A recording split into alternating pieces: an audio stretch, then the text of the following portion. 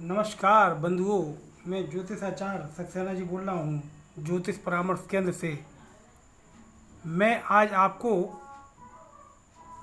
कुंडली के हिसाब से जन्म और मृत्यु के उपरांत व्यक्ति जन्म हुआ तो कहाँ से आया है और मरने के बाद वो कहाँ जाएगा, किस योनि में उसका जन्म होगा, उसके बारे में कुछ जानकारी दे रहा हूँ। गौर करिएगा। भारतीय ऋषियों ने अपनी साधना, लगन, परिश्रम एवं दिव्य ज्ञान से ग्रहों की गति का अध्ययन करके जो निष्कर्ष निकाला है वह वस्तुतः प्रामाणिक होने के साथ साथ ये सूचक है कि इन सिद्धांतों, नियमों एवं तथ्यों के पीछे आर्य ऋषियों ने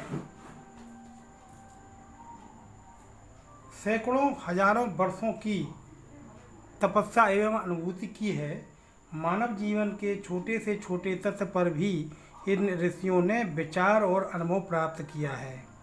लाभ, हानि, सुख, दुख, जीवन, मरण आदि का विवेचन करने के साथ साथ उन्होंने ग्रहों की गति एवं स्थिति के आधार पर आवागमन पर भी प्रकाश डाला है। उसके बारे में आपको थोड़ा मैं बताता हूँ। बालक जिस समय जन्म लेता है उस समय का शोधन किया जाता है। अक्षांतर, देशांतर संस्कार करने के पश्चात बालक की कुंडली बनाई जाती है। उस समय के ग्रहों की स्थिति के अध्ययन के फलस्वरूप यह ज्ञात किया जा सकता है कि बालक किस योनि से आया है, पिछले जन्म में वो क्या था और उसके मरने के बाद वो कहाँ जाएगा, उसकी क्या गति होगी। इस संबंध में कुछ योग मैं आपको बता रहा हूँ जन्म कुंडली के हिसाब से। तो बंधुओं, सबसे पहले तो आप ये समझिए, सबसे पहले तो आप देखिए कुंडली कैसे देखी जाती है। आपके सामने ये कुंडली है। 12 घर होते हैं, 1 2 3 4 5 6 7 8 9 10 11 12। आप कैसे देखेंगे कुंडली में? सबसे पहला ये पहला भाव होता है, ये जातक का स्वयं का लगन होता है। इससे अपोजिट ये 7वां भाव होता है, इसमें पति और पत्नी के घर होता है। चौथा गिनेंगे 1 2 3 4, उल्टे से गिना जाता है, जैसे घड़ी उल्टी चलती है। चौथा घर माता का घर होता है, सुख का घर होता है। 10वां घर पिता का होता है और कार्य व्यवसाय का होता है। 8वां आयु और मृत्यु का होता है। 9वां आदमी का भाग का होता है। 11वां आमदनी का होता है, लाभ जहाँ से आप कमाते हैं, ये खर्चे का घर होता है। दूसरा घर होता है धन जोड़ने का एवं कुटुंब का। तीसरा भाई बहनों का घर होता है। 5वां पुत्र का और विद्या का होता है। 6वां शत्रु और रोग का होता है।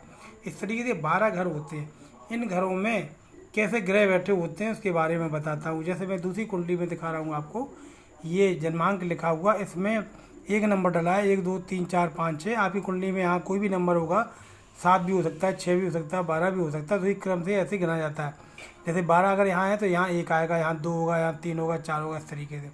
तो इस कुंडली में मैंने सारे ग्रह उच्च के बैठा हुए हैं। जैसे ये सूर्य 1 नंबर का उच्च का है, चंद्रमा 2 नंबर पर उच्च का होता है, राहु 3 नंबर का उच्च का होता है, 4 नंबर पर गुरु उच्च का होता है, 6 नंबर पर बुध उच्च का होता है, 7 नंबर पर शनि उच्च का होता है, 9 नंबर पर केतु उच्च का होता है, 10 नंबर पर मंगल उच्च का होता है और 12वें नंबर पर शुक्र मीन राशि में उच्च का होता है। जिस भी व्यक्ति की कुंडली में ऐसे 4 ग्रह उच्च के अगर हैं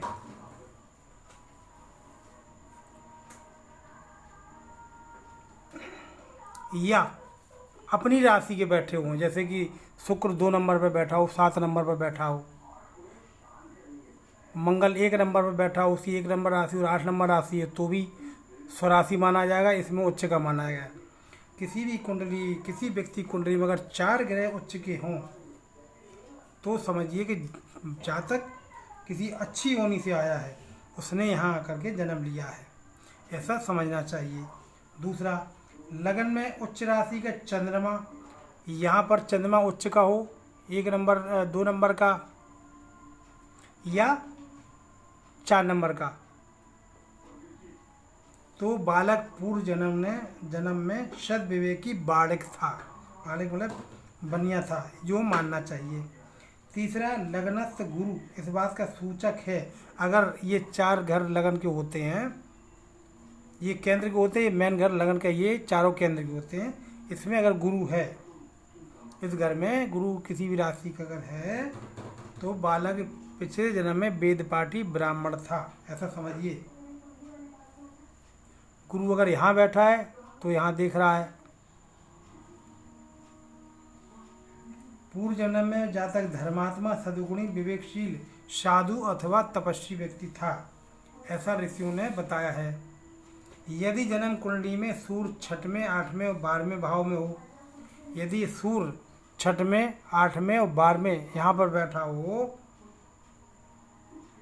या तुला राशि का हो, 7 नंबर का बैठा हो, ये सूर्य 7 नंबर का यहाँ बैठा हो, यहाँ बैठा हो, यहाँ बैठा हो, तो बालक पूर्व जन्म में पाप रस भ्रष्ट जीवन व्यतीत करने वाला था, ऐसा जानना चाहिए। सूर्य यहाँ यहाँ यहाँ कहीं भी बैठा हो, या सूर्य 7 नंबर पर कहीं भी बैठा हो, तो बालक पिछले जन्म में पापी था, भ्रष्ट जीवन जीने वाला व्यक्ति था, उसने यहाँ जन्म लिया है। इसके बाद लगन 7वें भाव में यदि शुक्र हो, लगन में 7वें में अगर शुक्र बैठा हो, तो जातक पूर्व जन्म में यहाँ पर शुक्र बैठा हो, यहाँ पर बैठा हो किसी भी राशि, तो जातक पूर्व जन्म में सेठ था, पूर्णतः भोगी जीवन वाला जीने वाला व्यक्ति था, ऐसा आपको समझना चाहिए। शुक्र यहाँ बैठ कर के व्यक्ति को भोगी बनाता है।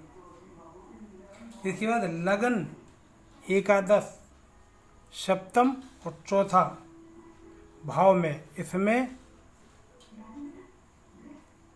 लगन में, एकादश में, सप्तम में या चौथे भाव में शनि अगर बैठा है, तो बालक पूर्व जन्म में सूद परिवार से संबंधित था, ऐसा जानना चाहिए, और वह पाप कार्यों में तृप्त था। यदि लगन या 7वें भाव में राहु हो, लगन या 7वें भाव में आपकी कुंडली में अगर राहु बैठा है, तो बालक की पूर्व मृत्यु अच्छी स्वाभाविक तरीके से नहीं मानना चाहिए।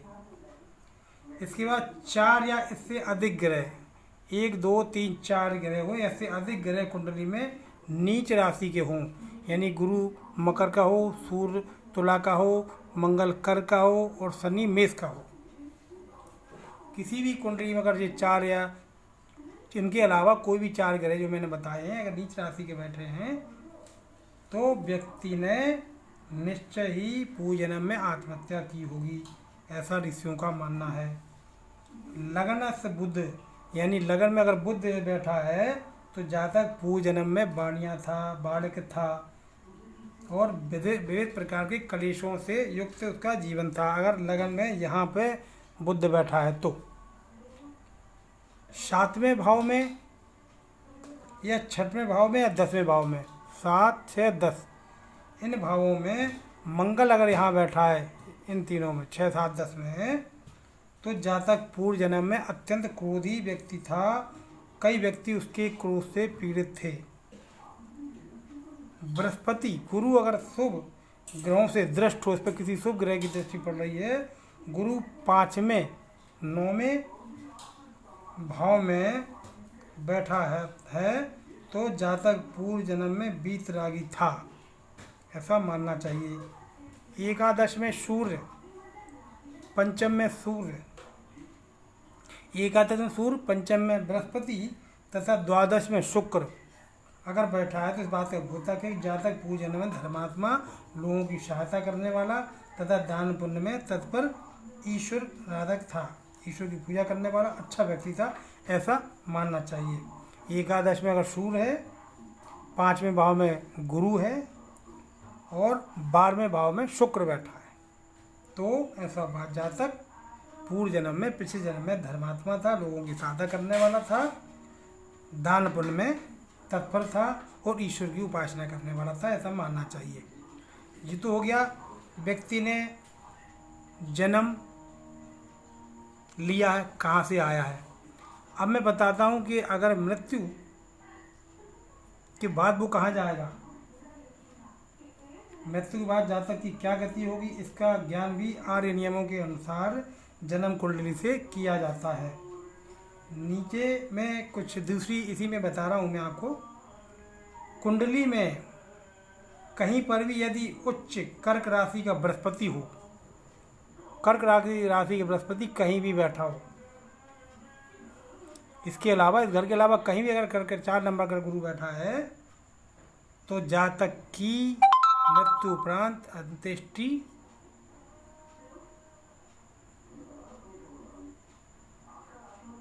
अंत्येष्टि बड़े धूमधाम के साथ मनाई जाएगी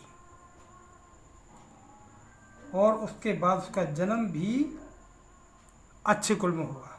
अगर बृहस्पति कर्क राशि का कुंडली में कहीं भी बैठा हो तो व्यक्ति की मरने के बाद अंत्येष्टि धूमधाम से होगी और वो किसी उत्तम कल में ही जाएगा। लगन में उच्च राशि का चंद्रमा हो, यहाँ पर चंद्रमा वृष का बैठा हो, कोई पापी ग्रह की अगर उस पर दृष्टि नहीं पड़ रही है तो भी जातक की सदगति होती है। वह अपने पीछे कीर्ति और कथाएं छोड़कर जाता है, उसके मरने के बाद भी लोग उसको याद करते हैं।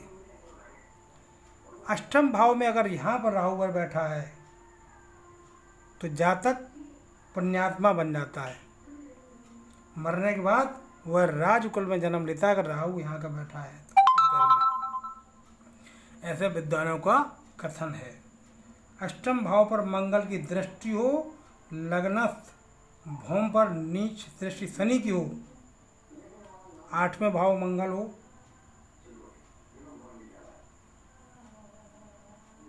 या मंगल यहाँ हो, शनि की नीच दृष्टि यहाँ पड़ रही हो, 1 नंबर का मंगल हो, शनि यहाँ बैठा हो, यहाँ शनि देखेगा, या मंगल यहाँ बैठा हो,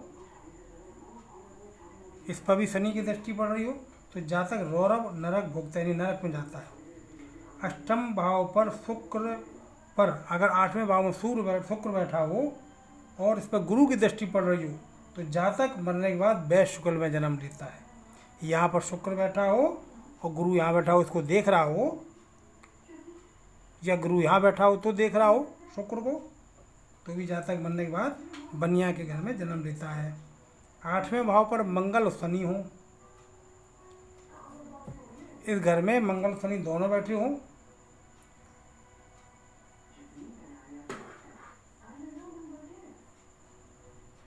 कोई शुभ ग्रह देख रहा हो या कोई अशुभ ग्रह देख रहा हो,